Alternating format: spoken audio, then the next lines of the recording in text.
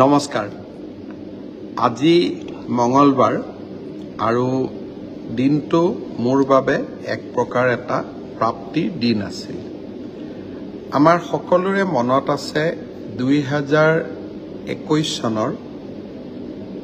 মে মাহত ইনফেক্ট 10 মে তাৰিখে মই শপত গ্ৰহণ কৰিছিলোঁ সমগ্ৰ নিৰ্বাচনৰ সময়ছোৱাত মই অসমৰ ৰাইজক আন্তৰিকতাৰে সৈতে প্ৰতিশ্ৰুতি দিছিলোঁ যে বিজেপি চৰকাৰ যদি শাসনলৈ আহে 1 লাখ যুৱক যুৱতীক চৰকাৰী চাকৰি দিম কোনেও বিশ্বাস কৰা নাছিলে বিজেপি নিৰ্বাচনত বিজয়ী হ'ল কোভিড আহিলে সংকটৰ মাজত থাকিও সেই প্ৰতিশ্ৰুতি মই পাহৰা নাছিলোঁ এটা সময় হৈছিল যে বিৰোধী পক্ষৰ বিধায়ক বিশেষ এজন বিধায়কে 1 লাখ চাকৰি আমি দিব নোৱাৰিম বুলি ভাবিয়ে মাজে মাজে এনেকুৱাও কথা কৈছিল যে আমি এতিয়া আন্দোলন কৰিম 1 লাখ চাকৰি চৰকাৰে কিয় দিয়া নাই ভাল কথা চৰকাৰে কিবা কাম প্ৰতিশ্ৰুতি মতে নকৰিলে আন্দোলন হ'ব লাগে কিন্তু যদি প্ৰতিশ্ৰুতি মতে চৰকাৰে কাম কৰে তাত ধন্যবাদও পাব লাগে মোক ধন্যবাদ নালাগে আজি আমি ৯৯,০০০ আৰু ৯৭টা নিযুক্তি সম্পূৰ্ণ কৰিলোঁ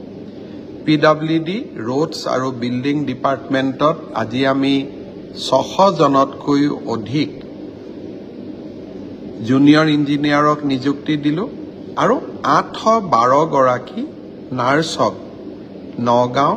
কোকৰাঝাৰ নলবাৰী আৰু তিনিচুকীয়া মেডিকেল কলেজত আমি নিযুক্তি দিলোঁ চাওঁতে চাওঁতে নিযুক্তি আজি 1 লাখতকৈ 3টা কম মই নিশ্চিত যে এই মাহত নহলে অহা মাহত আমি 1 লাখ নিযুক্তি সম্পূৰ্ণ কৰিম অসমত ইয়াৰ আগতে কোনো এখন চৰকাৰ নাছিলে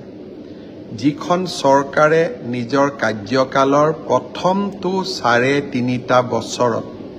1 লাখ নিযুক্তি সম্পূৰ্ণ কৰিছিলে এটাও হাইকোৰ্ট হোৱা নাই দুৰ্নীতিৰ অভিযোগ অহা নাই আৰু অসমৰ দুখীয়া আৰু মধ্যবিত্ত শ্ৰেণীৰ লোকে চৰকাৰী চাকৰি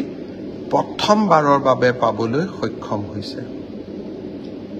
এতিয়া মোৰ লক্ষ্য অনাগত দিনত আৰু ৫০,০০০ নিযুক্তি সম্পূৰ্ণ কৰিব পাৰো নেকি চেষ্টা অব্যাহত থাকিব মই মোৰ কাম কৰি গৈ থাকিম আজি মই দুটা